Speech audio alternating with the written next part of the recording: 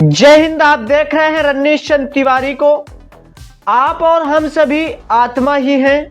जब कोई व्यक्ति अपने शरीर को छोड़ देता है तो उसे प्रेतात्मा मान लिया जाता है और कुछ लोग कहते हैं कि उस आत्मा का स्वर्गवास हो गया है। मैं हूं का बोध ही हमें आत्मवान बनाता है और ऐसा ही वेद, गीता और पुराणों में भी लिखा है। आत्मा की बात करें तो आत्मा के 3 स्वरूप माने गए हैं: जीवात्मा, प्रेतात्मा और सूक्ष्मात्मा। जो भौतिक शरीर में वास करती है उसे जीवात्मा कहते हैं। जब इस जीवात्मा का वासना और कामनामय शरीर में प्रवेश होता है तो उसे प्रेतात्मा कहते हैं और जब यह आत्मा सूक्ष्मतम शरीर में प्रवेश करती है तब उसे सूक्ष्मात्मा कहा जाता है। अगर आत्मा के रंग की बात करें तो आत्मा का रंग भारतीय योगियों के अनुसार शुभ्र माना जाता है। शुभ्र मतलब सफेद। गीता में भगवान श्री कृष्ण ने आत्मा को अजर और अमर बताया है, जिसे ना शस्त्र काट सकता है, ना ही पानी इसे गला सकता है और ना ही अग्नि इसे जला सकती है। अर्थात आत्मा अमर और अविनाशी है, कभी नष्ट होने वाली है ही नहीं आत्मा। और ना ही आत्मा का जन्म होता है और ना ही आत्मा की मृत्यु होती है। ऐसा गीता में भगवान श्री कृष्ण ने उपदेश दिया है। कठोपनिषद और गरुड़ पुराण में आत्मा को अंगूठे के आकार का बताया गया है। गरुड़ पुराण में तो अंगूठे के आकार वाली जीवात्मा को ही कर्म फल भोगने वाला बताया गया है। अगर आत्मा के निवास स्थान की बात करें तो आत्मा का निवास स्थान हृदय में होता है और इस बात का उल्लेख भगवान श्री कृष्ण ने गीता में किया है। ईश्वरः सर्वभूतानां हृदये से अर्जुन तिष्ठति भ्रामयन् सर्वभूतानि यंत्रारूढ़ानि मायया।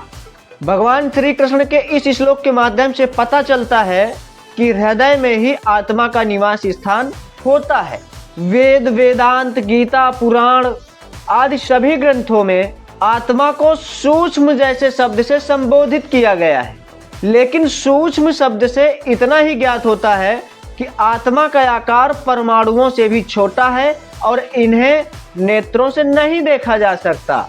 अगर आत्मा के आकार की बात करें तो आत्मा के आकार की बात भगवान श्री कृष्ण यजुर्वेद के श्वेताश्वतरोपनिषद में कहा है: वालाग्रसत भागस्य शतधा कल्पितस्य च भागो जीवः स विज्ञेयः स चानन्त्याय कल्पते। भगवान श्री कृष्ण ने आत्मा के आकार का वर्णन करते हुए कहा कि बाल की नोक को 100 भागों में बांटा जाए, फिर उसके एक भाग को पुनः 100 भागों में बांटा जाए, फिर उसके एक भाग को आत्मा का स्वरूप समझा जाए।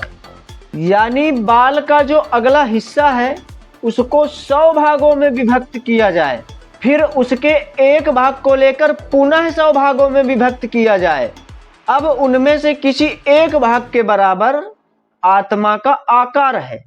वैसे मनुष्य के बालों का व्यास 0.17 मिलीमीटर से 0.18 मिलीमीटर होता है और अगर इनका औसत निकाला जाए तो औसत निकलेगा 0.0985 मिलीमीटर।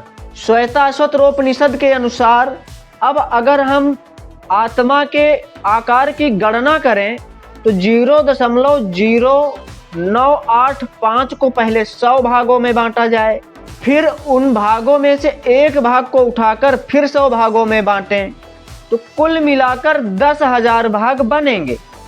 और वहीं पर बाल का औसत व्यास है 0.0985 मिलीमीटर। श्वेताश्वतरोपनिषद के बताए गए नियम के अनुसार आत्मा का आकार 0.0985 मिलीमीटर बटा 10,000। अब अगर हम इसको हल करते हैं तो हमारा उत्तर आया 0.0000985 मिलीमीटर और यही हमारे आत्मा का आकार होगा।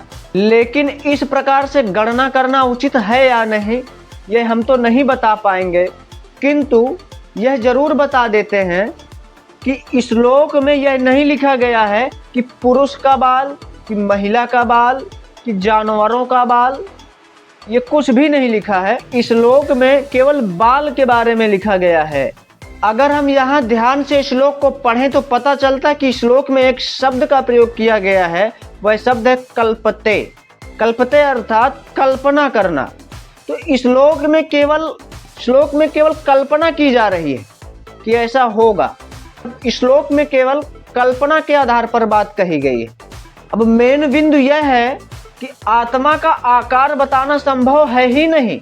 ऐसा इसलिए है क्योंकि आत्मा माया का पदार्थ है ही नहीं। हम इस संसार में जो कुछ भी देखते हैं, सुनते हैं, स्पर्श करते हैं, खाते हैं, पीते हैं, वह सब माया के अंतर्गत आता है, जबकि आत्मा इससे अलग है। मापनी केवल माया की जा सकती है कि हमारे पास इतना सोना है, इतना चांदी है, इतना अनाज है, लेकिन आत्मा की मापनी शुद्ध रूप से नहीं की जा सकती।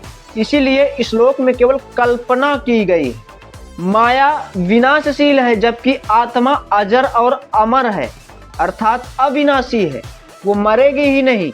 माया और आत्मा दो अलग अलग तत्व हैं। माया विनाशशील और जड़ तत्व है, और वही आत्मा अविनाशी और चेतन तत्व है। वैसे आप लोग इस वीडियो के बारे में अपनी क्या राय रखते हैं, कमेंट करके जरूर बताइएगा।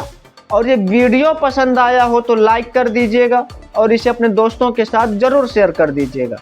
अगर आप हमारे वीडियो को पहली बार देख रहे हो तो हमारे चैनल को सब्सक्राइब करके बेल आइकॉन भी ऑन कर लीजिए, ताकि हमारा अगला अपलोड होने वाला वीडियो सबसे पहले आप तक पहुंचे। मिलते हैं अगले वीडियो में, तब तक के लिए जय हिंद।